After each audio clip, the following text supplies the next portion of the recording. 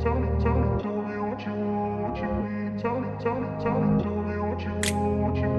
this is Ravinder Kumar welcoming you all to our channel Precise Physics. Hope आप सब बहुत अच्छे हैं और टाइम से अपनी पढ़ाई कर रहे हैं। हम अब तक हमारी इस वीडियो सीरीज़ के अंदर कवर कर चुके हैं 11th का 3rd चैप्टर यानी मोशन इन वन डायमेंशन, और अब इसमें आगे बढ़ते हुए हम 4th चैप्टर को आधा कवर कर चुके हैं और आज हम पढ़ने वाले हैं equations of motion in 2 dimension. Equation of motion in 1 dimension को हम बहुत अच्छे से 3rd चैप्टर वाले पोर्शन में कवर कर चुके हैं। जिन लोगों ने अभी तक उसको वीडियो को या जो चैप्टर की जो इतनी भी वीडियोस हैं उनको अभी तक नहीं देखा है तो आप जाइए, उन्हें चेकआउट कीजिए, देखिए। और इस वीडियो से पहले आपको 1 dimension equations of motion in 1 dimension अच्छे से क्लियर होना चाहिए, तभी आप इस वीडियो के सारे कंटेंट को अच्छे से समझ पाएंगे। आज हम पढ़ेंगे equations of motion in 2 dimension. कैसे इक्वेशंस ऑफ मोशन में थोड़ा बहुत चेंज आता है जब हम बात करते हैं 2 डायमेंशन की, जब हम इंट्रोड्यूस करते हैं वेक्टर्स को।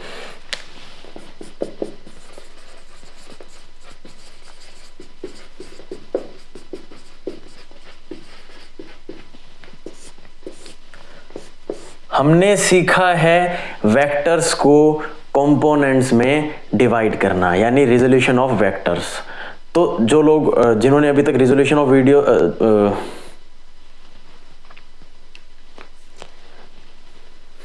हमने सीखा है वेक्टर्स को कंपोनेंट्स में डिवाइड करना।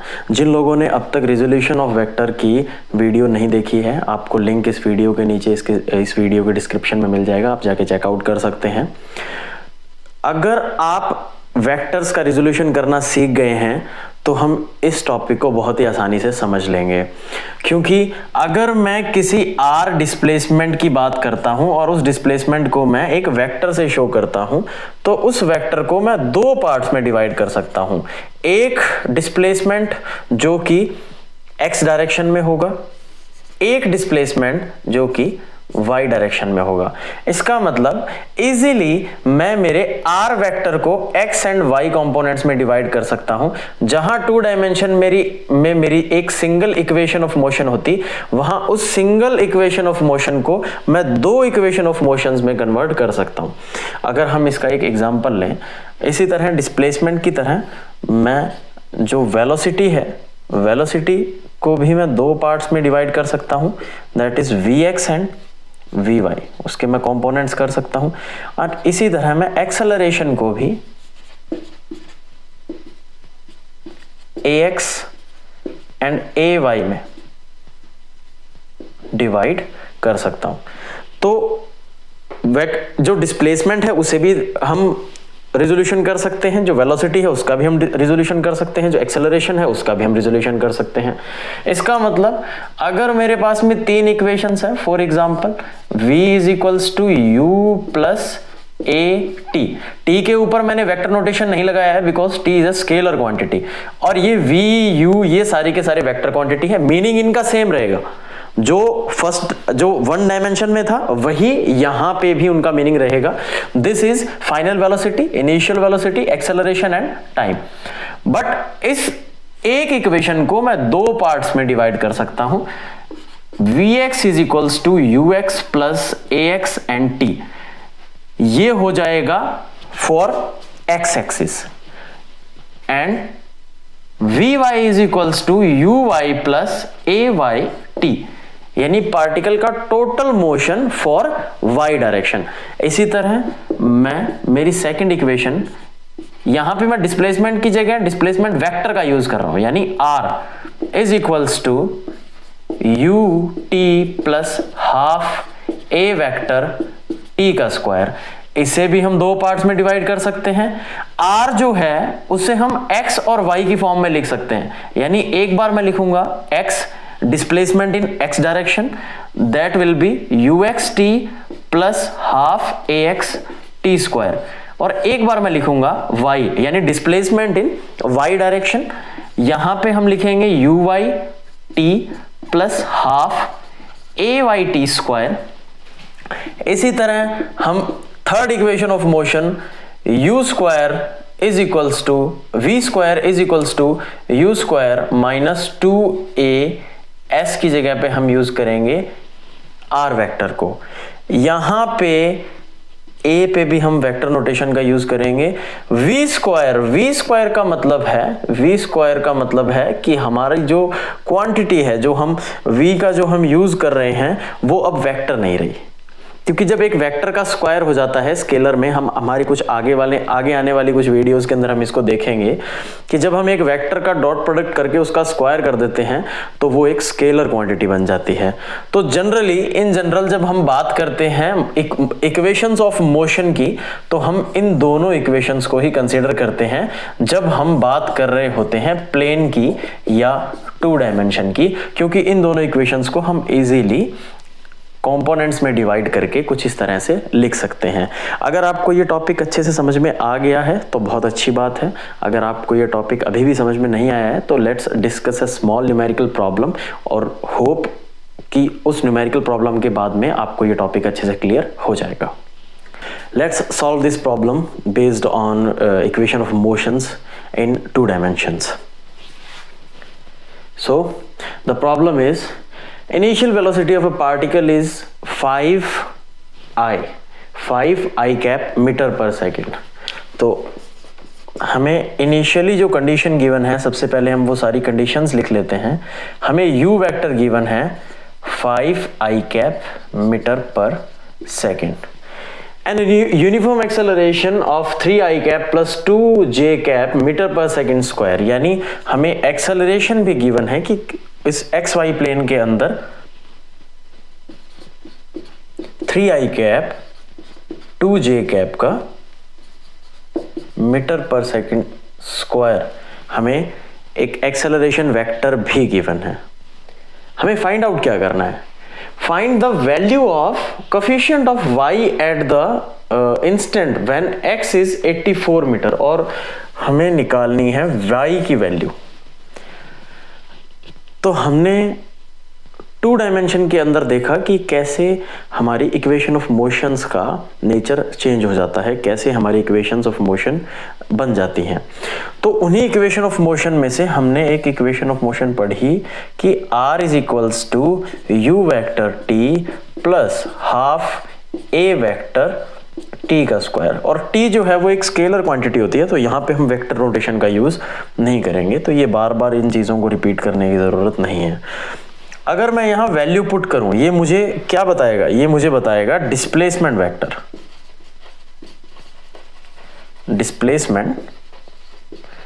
वेक्टर, अगर मैं यहाँ इसकी वैल्यू पुट करूँ तो हम देखेंगे कि r is equals to U. What is u? u is 5i,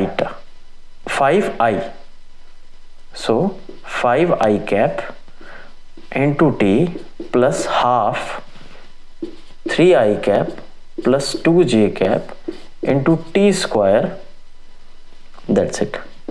इसे हम लिख सकते हैं 5ti cap प्लस इस पार्ट को हम लिख सकते हैं 1.5 t square i cap plus j t square j cap. अगर मैं इसे थोड़ा और सिंप्लीफाई करूं, i कैप को मैं कॉमन लूं तो कुछ इस तरह से मुझे यहां ये देखने को मिलेगा।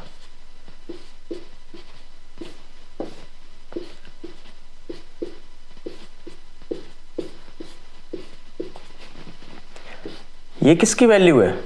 डिस्प्लेसमेंट वेक्टर की। कंपैरिजन करें, डिस्प्लेसमेंट वेक्टर को क्या कैसे लिखते हैं? Displacement vector is equals to change in displacement along X axis I cap plus change in displacement along Y axis and J cap. इसका मतलब, या चेंज की जगह अगर हम एक्स भी लिखें तो दैट्स टोटली ओके। तो यहां से हम ये लिख सकते हैं कि x इज इक्वल्स टू, यानी displacement along x axis is represented by this, so x is equals to 5t plus 1.5 t square and y is equals to t square.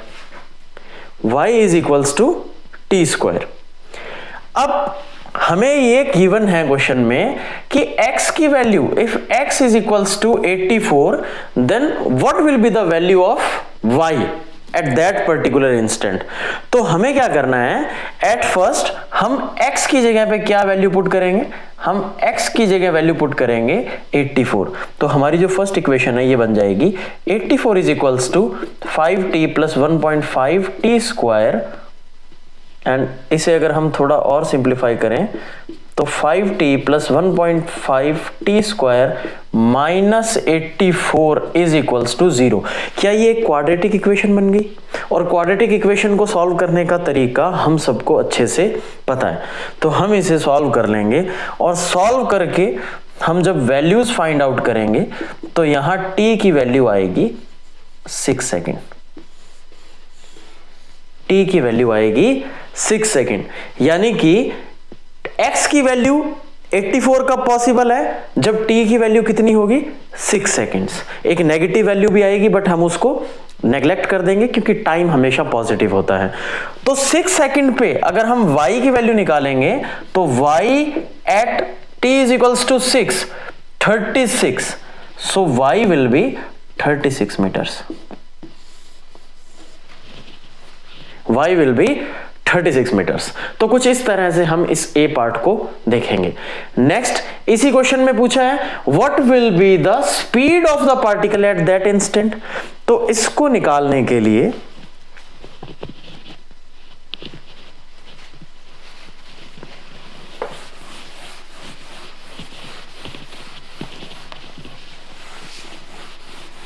Instant आ चुका है हमारे पास में, इंस्टेंट कितना है 6 सेकेंड, यानी time हमें पता है, टाइम है 6 सेकेंड्स। हमें निकालनी है सबसे पहले वेलोसिटी। क्या क्वेश्चन में वेलोसिटी बोला इन्होंने? नहीं, इन्होंने बोला है स्पीड। इसका मतलब स्पीड जिसमें सिर्फ मैग्नीट्यूड होता है और वेलोसिटी जिसमें मैग्नीट्यूड और डायरेक्शन दोनों होती है।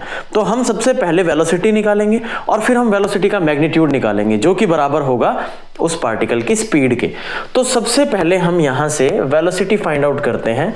वेलोसिटी का जो फॉर्मूला होता है, वेलोसिटी का फॉर्मूला होता है change in displacement with respect to time.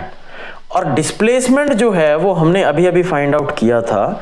Displacement जो था हमारा कुछ आया था 5t and plus 1.5 t square I cap and plus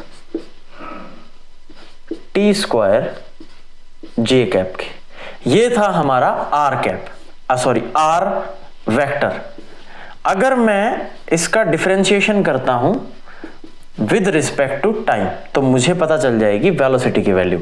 अगर मैं इसका डिफरेंशिएशन करूं तो ये बन जाता है 5 प्लस 3t आई कैप प्लस यहां से ये बन जाता है 2t जे कैप। कौन से इंस्टेंट पे? At t is equals to 6 second. तो 6 वैल्यू अगर हम इसमें पुट करते हैं 5 प्लस 3 इंटू 6 3 6 18, तो यहां से हमारा बनता है 23 I cap plus 2 into 6 is 12 J cap. ये आ गई वेलोसिटी। बट क्या इतना इनफ है? नहीं। इस प्रॉब्लम में हमें स्पीड निकालने को कहा गया है। इसका मतलब हम वेलोसिटी का मैग्नीट्यूड निकालेंगे जो कि बराबर होगा स्पीड के। और मैग्नीट्यूड निकालने के लिए एक सिंपल फॉर्मूला होता है, आई कैप के साथ में जो भी कोफिशिएंट है हम उसका स्क्वायर कर देंगे प्लस जे कैप के साथ जो भी है हम उसका भी स्क्वायर कर देंगे और उसका होल रूट ले लेंगे। अगर हम ये इसकी जो वैल्यू है वो फाइंड करते हैं वेलोसिटी के मैग्नीट्यूड की, तो वो ऑलमोस्ट 673 समथिंग, और उसका रूट जो होगा वो आएगा 25.89 के around, 25.89 metre per second. So ये होगी पार्टिकल की speed. At t is equals to 6 second. तो कुछ इस तरह से हम इन न्यूमेरिकल्स को सॉल्व करते हैं। तो hope equations of motion in 2 dimension आपको अच्छे से समझ में आ गया है, आपको क्लियर हो गया है कि 1 डायमेंशन में हम कैसे इक्वेशंस को यूज़ करते हैं और 2 डायमेंशन में हम कैसे इक्वेशंस को यूज़ करते हैं। अगर आपको हमारी वीडियो अच्छी लगी तो प्लीज़ इसे लाइक करें, वीडियो को शेयर करें, हमारे चैनल को सब्सक्राइब करें। Thank you.